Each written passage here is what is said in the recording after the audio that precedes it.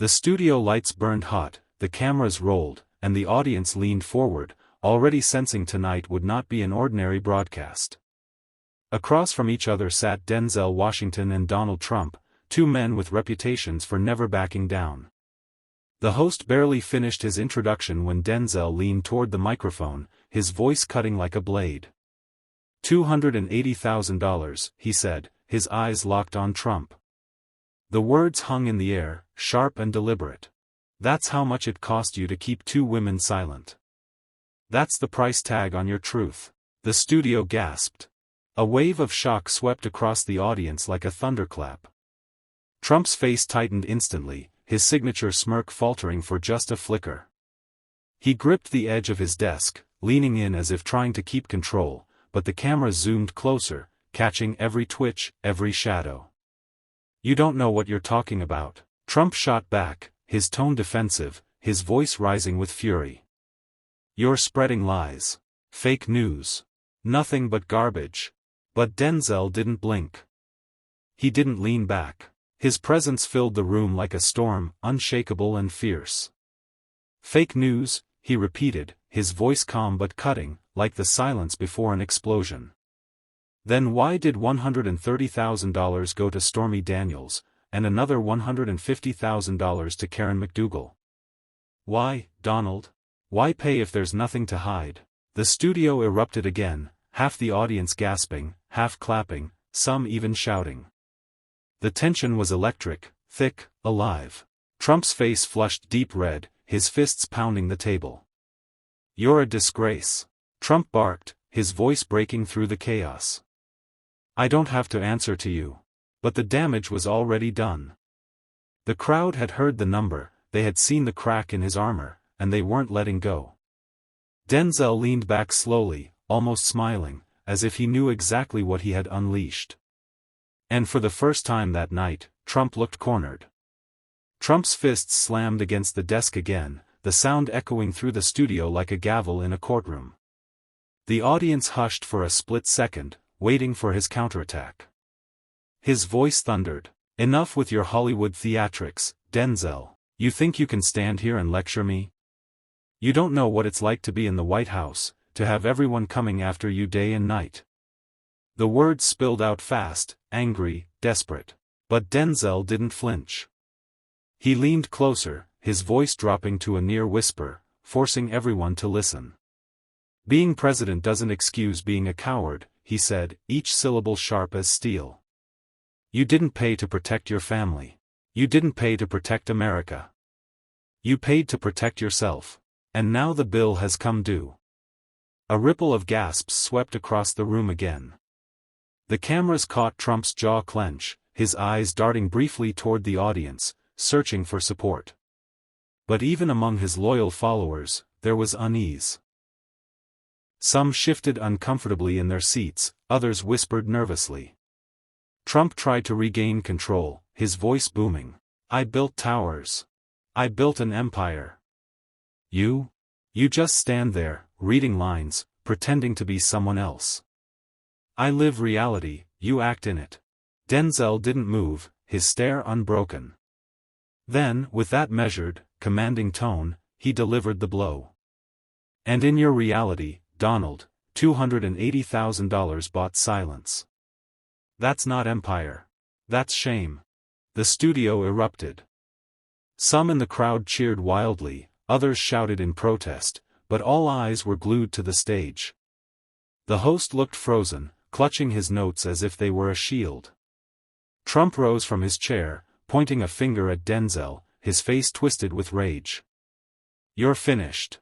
You'll regret this. But the cameras caught it, the tremor in his hand, the crack in his voice. For the first time, the man who thrived on dominance looked like he was losing ground. And Denzel? He sat still, calm, like a man who already knew he had won the room. Trump leaned forward, his face red, his voice booming across the studio. You think you're some kind of hero, Denzel? You stand there with your calm act, but I see right through you. You make movies about courage, you don't live it. You get paid millions to pretend. I took real hits in the real world. You hide behind a script. The crowd erupted, half roaring approval, half hissing in anger. The tension cracked like thunder. The host's eyes darted nervously to the control booth, but no one dared cut the feed. Denzel didn't blink. He leaned back in his chair, arms folded, letting the noise settle before he spoke. His calm against Trump's fury was a contrast that only pulled the audience deeper.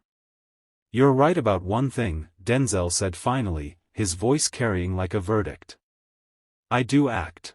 I act because people need stories that tell the truth about power, about fear, about what men will do when the lights go out." He paused, then leaned forward, his voice dropping to a razor's edge. "But you, Donald, you paid $280,000 not to act, but to hide.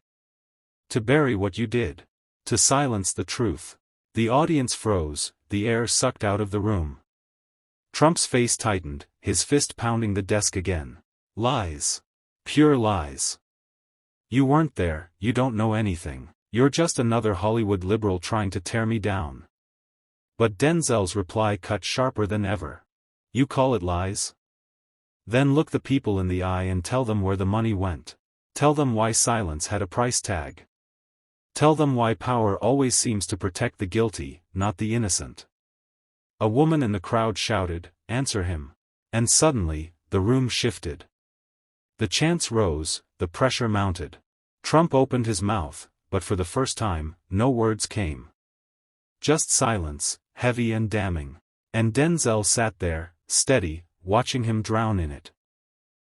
Trump finally broke the silence with a sharp laugh that sounded more like a snarl. He jabbed his finger at Denzel, his words firing like bullets. "You think you've trapped me with numbers, with some story the media cooked up? Let me tell you something, people don't care about rumors, they care about results. I built an empire. I became president of the United States. What did you do? Make speeches that sound nice on a stage, play pretend heroes while I fought real battles?" His voice thundered, shaking the set. The MAGA supporters in the crowd erupted, chanting his name, trying to drown out the rising wave of doubt. But Denzel just let the noise roll over him like a storm against stone. When it finally dimmed, he leaned in, eyes locked on Trump, his tone colder, sharper. "Results?" Denzel said slowly, his words cutting the air. "You call paying off silence results? You call buying loyalty courage? That's not strength, Donald. That's weakness dressed up in gold." The audience gasped, some cheered, some booed, but no one could look away. "You parade yourself as a fighter," Denzel continued, his voice rising, "but real fighters don't hide behind checkbooks. They don't bury mistakes with money. They face the storm head-on. You didn't fight the battle, you paid it off. And now you want America to believe that's leadership?" Trump shot up from his chair, his face flushed, his hands gripping the desk. "You don't know me. You don't know the sacrifices, the sleepless nights, the wars I fought in politics. You sit there and moralize while this country burns." Denzel stood too, now eye to eye, his presence unshakable. The tension electrified the room, the cameras zooming in on the clash like a heavyweight fight. "I may not know every deal you've made," Denzel said, his voice steady but thunderous, "but I know this, truth doesn't need hush money. Courage doesn't come with a price tag. And real leadership doesn't hide when the light shines brightest." The crowd exploded, chants, gasps, some even standing on their feet. The studio wasn't just a stage anymore, it was an arena. Trump slammed his hand on the desk, the sound echoing like a gunshot across the studio. His face burned red, his voice trembling between rage and desperation. "You think you're some kind of moral saint, huh, Denzel? You think America gives a damn about your little speeches? Let me tell you something, the people chose me. They chose me because I win, because I don't back down. You don't scare me with your Hollywood lectures." He pointed to the audience, almost begging for their cheers. "I built towers, I built wealth, I built power. You just build words. You stand there acting righteous while I actually move this country forward." The crowd roared, half in support, half in defiance. But in the middle of the noise, Denzel didn't flinch. He waited, letting Trump's fury burn itself out. Then, with the silence of a man who knew exactly where to strike, he leaned into the mic. "Donald," he said, drawing the name out like a warning. "You didn't build towers, you built cages. You didn't build wealth, you bought silence. And you didn't build power, you rented it with $280,000 checks." The studio froze. Trump's supporters stopped chanting. The weight of the accusation hit like a hammer.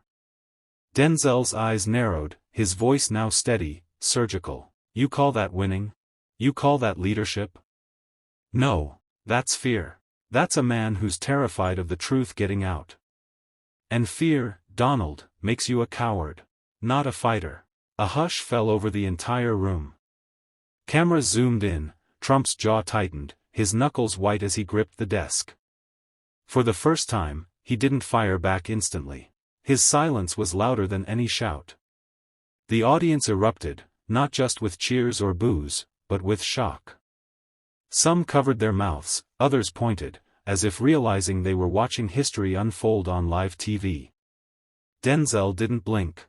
He just stood there, unshaken, as if daring Trump to deny it again.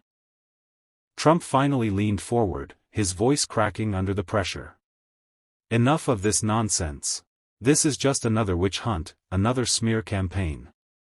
You think people care about some check? They care about jobs, they care about safety, they care about America being strong again. That's what I did. That's what I still do. And you," he jabbed his finger toward Denzel, his hand shaking, "you're nothing but a loudmouth actor trying to play hero on TV." The audience reacted instantly, half booing, half cheering. The noise was chaos, the perfect storm Trump loved to hide behind. He tried to ride it, smiling for the cameras, as if the moment had passed. But Denzel didn't let go. His eyes locked on Trump with the calm fury of a man who smelled fear. He raised his hand, and the crowd slowly quieted down. "You want to change the subject, Donald? Fine. Let's talk about jobs. Let's talk about safety. Let's talk about the truth." His voice cut through the silence like steel. "You keep calling it a witch hunt, but witches don't write checks. Witches don't sign hush agreements. And witches don't snap on live TV when someone says the number $280,000. The audience gasped. Cameras zoomed in on Trump, whose forced smile twitched into a scowl. Denzel leaned closer to the mic, his voice a dagger. "You think this is Hollywood? No, Donald, this is reality. And in reality, a leader doesn't bury the truth with money. A leader faces it. You've been running your whole life, from lawsuits, from scandals, from the truth itself. And tonight, you're running again." Trump's face twisted, his hands gripping the edge of the desk so tight his knuckles turned white. He opened his mouth, but no words came out. The audience erupted, some chanting Denzel's name, others shouting Trump's, but everyone on the edge of their seats. The tension was unbearable, the kind of moment that could only happen once, live, raw, unfiltered. And in that silence between roars, Denzel's voice boomed one last time. "Running doesn't make you strong. It makes you small." The room shook with applause, the kind that carried more judgment than celebration. Trump slammed his hand on the desk, the sound echoing through the studio like a gunshot. "You don't know a damn thing about leadership. You think shouting numbers makes you smart? You think dragging up personal attacks makes you strong? I built an empire, I built towers that scrape the sky. What did you build, huh? A few movies? A speech here and there? You're nothing but a performer, and without a script, you're lost." The audience gasped at the sudden explosion. Trump's face was red, sweat glistening on his forehead. His voice cracked between rage and desperation, every word meant to claw back control. Denzel didn't flinch.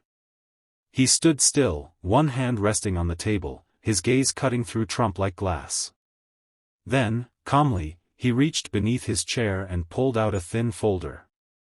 The crowd murmured. Cameras zoomed in. "Lost, huh?"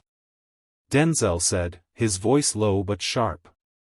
Then let's read from your script, Donald. He opened the folder and held up a photocopy, clearly a page of financial records. Numbers, dates, signatures. The audience leaned forward, trying to catch every detail.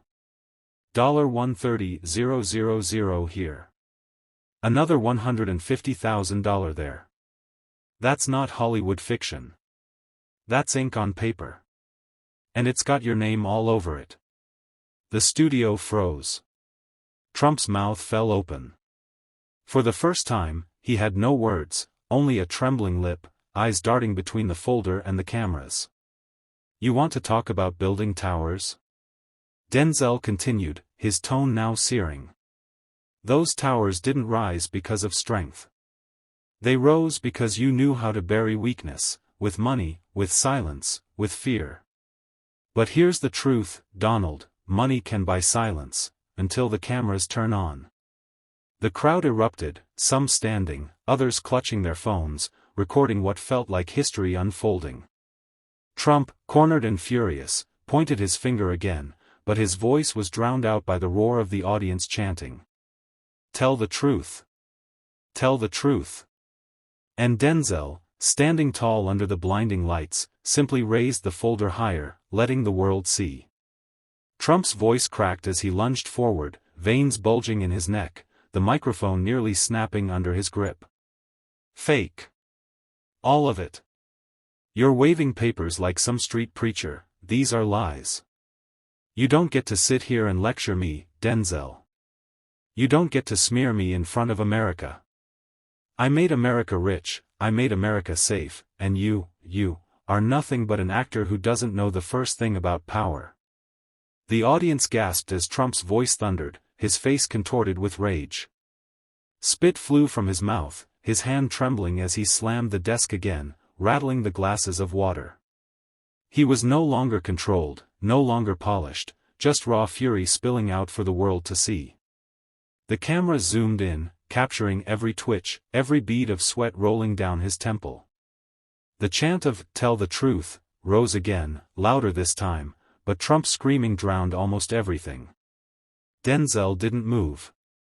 He didn't blink. He simply let Trump unravel, the fury building until it felt like the room might explode. And then, quietly, coldly, with the sharpness of a blade, he spoke. Donald, Denzel said, his voice so calm it sliced through the chaos, power isn't screaming louder than the truth. Power is being able to face it without shaking. The studio went silent. Dead silent. Trump froze mid-shout, his finger still raised, but his hand trembling. The words seemed to hang in the air, echoing louder than his shouting ever had. The audience erupted, not in confusion this time, but in a wave of applause so fierce it drowned out everything else. Some were standing on their chairs, others clapping until their palms turned red. The chant shifted now. Denzel. Denzel. Denzel. Trump looked around, his fury drained into something else, panic, disbelief, the sting of humiliation. And Denzel? He stood steady, arms at his side, staring straight ahead. He didn't smile, didn't gloat. He simply owned the silence Trump couldn't buy back. Trump's chest heaved, his face still flushed crimson, but he forced a crooked grin as he leaned into the microphone. You think this little stunt makes you a hero, Denzel? You think waving rumors, smearing my name, makes you bigger than me? Let me tell you something, America doesn't follow actors. They follow winners. And I've been winning my whole life. He jabbed a finger toward Denzel, his words dripping with venom. You're nothing but a performer in a suit. You don't know what it means to build an empire, to fight real battles, to sit across the table from world leaders. You play heroes on screen, I lived it in real life. The audience shifted uneasily, some booing, others shouting back.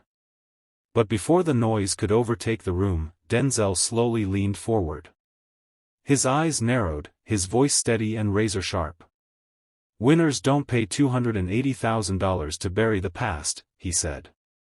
The words hit like a lightning strike. Gasps tore through the crowd. Some people covered their mouths, others shouted, "Oh," as if they had just witnessed a knockout punch. Denzel didn't stop. His voice rose, not in anger, but with the weight of a man who had nothing to lose and no fear of what stood before him. "You talk about building empires, Donald? An empire built on secrets and payoffs isn't strength, it's a house of cards. And the thing about houses of cards," Denzel paused, letting the silence choke the air, "they collapse the moment the truth touches them." The audience exploded. Applause, whistles, and chants shook the studio. "Truth! Truth! Truth!" echoed like a drumbeat, pounding against the walls. Trump's grin evaporated. His hand twitched, his mouth opened, but no words came out. For the first time that night, he was speechless. Denzel leaned back, calm as ever, and added the final twist of the knife. "You don't scare me, Donald. And after tonight, you don't scare them either." The crowd erupted again, louder than before. Even the cameramen couldn't hide their excitement, zooming in on Trump's stunned face. In that instant, the battle was over, the studio was on fire, applause, chants, and camera flashes creating a storm that no one could stop.